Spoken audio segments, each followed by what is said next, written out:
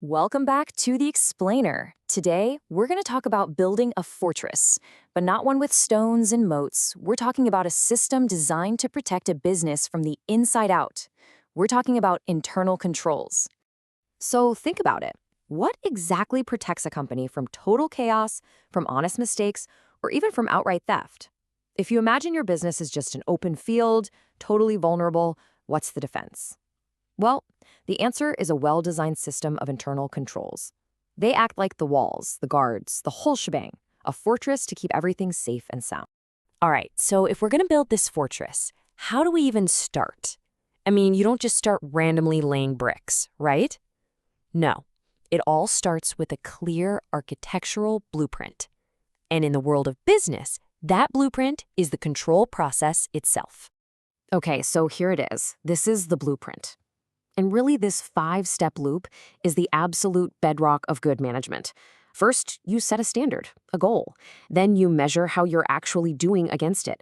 You figure out why you might be off track. You take action to fix it. And then, and this is key, you even reevaluate if the standard was right in the first place. It's a constant cycle of getting better.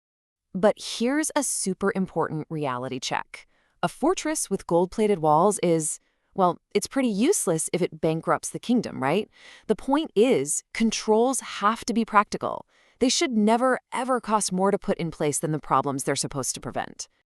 Okay, blueprint's done. Now it's time to build the actual walls of our fortress. So let's dive into the 4 main types of controls that act as our primary lines of defense. First up, we've got preventative controls. Seriously, just think of these as the massive stone walls and the deep, murky moat around your castle. Their entire job is to stop trouble before it even has a chance to start. And you can see from these examples, they don't have to be complicated. I mean, locking up cash, that's a no-brainer physical control. But what's cool is that a digital wall, like forcing someone to enter a social security number in exactly the right format, that's just as powerful. It prevents bad data from ever getting into your system in the first place. But let's be real, sometimes things get past the walls. So what happens then? Well, that's where detective controls come in.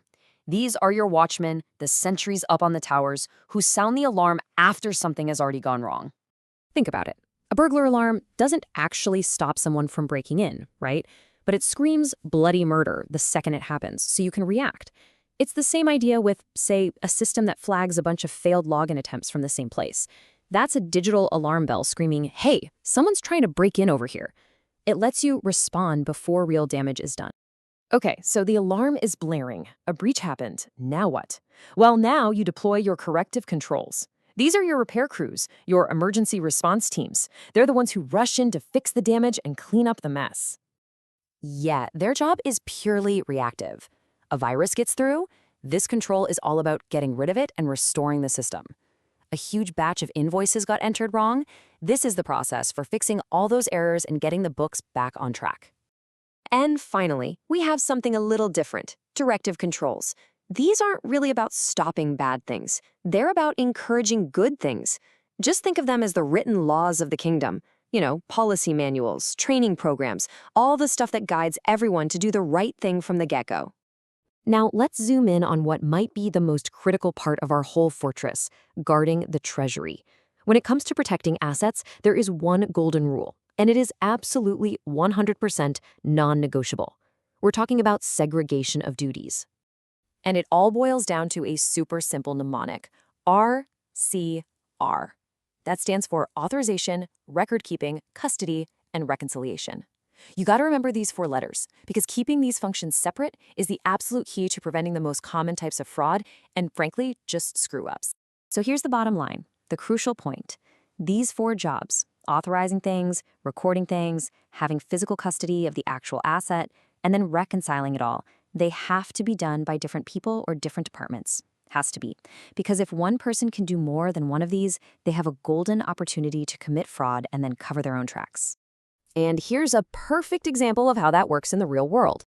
In a normal sales cycle, right, the sales team authorizes the sale. The accounts receivable team records it. The folks in the warehouse have custody of the goods, while the treasurer has custody of the cash. And then finally, a totally separate group in accounting reconciles everything. See? No single department has control over the whole process. All right, so we've got all these great controls in place. But How do we know people are actually following them? Well, we do it by patrolling the supply lines. We follow the paper trail, or these days, the digital trail, that every single transaction leaves behind. Okay, now this is where it gets really interesting. Auditors use two techniques that are basically opposites of each other to check everything. They use tracing to move forward, from a document to the books, and vouching to go backward, from the books back to the original document.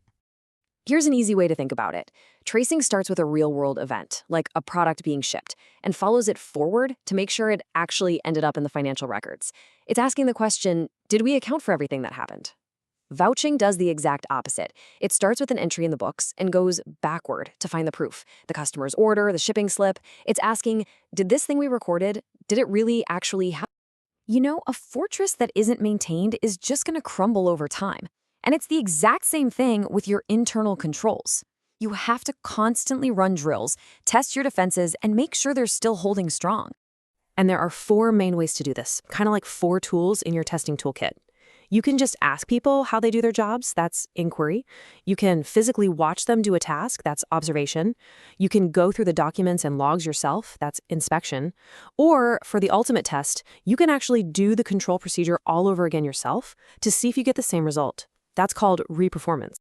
And here's the thing, when you find a weakness, and trust me, you will, it has to be fixed. This isn't about pointing fingers or blaming people. It's about strengthening the system. Maybe the control was designed poorly from the start, or maybe people just need a little more training.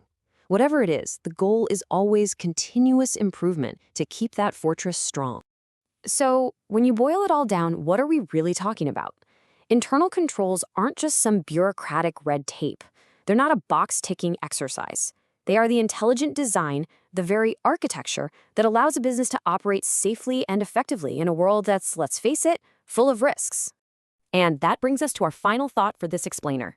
Now that you have the blueprint for a business fortress, take a second and think about your own workplace, your own company. Where are the gaps in your walls? What's your most vulnerable point?